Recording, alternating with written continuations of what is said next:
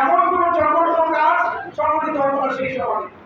আল্লাহ রাসূল আপনি তাদের পরে তিনি কোরআন দিয়ে সেই অন্ধকার যুগকে তিনি আলোকিত করেছিলেন।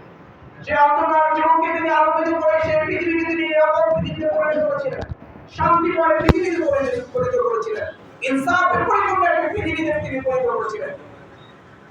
আমরা সেই রাসূলের দরবারে আমরা মুহাম্মদের সাথে দরুদ পাঠ করি সাল্লাল্লাহু আলাইহি ওয়াসাল্লাম।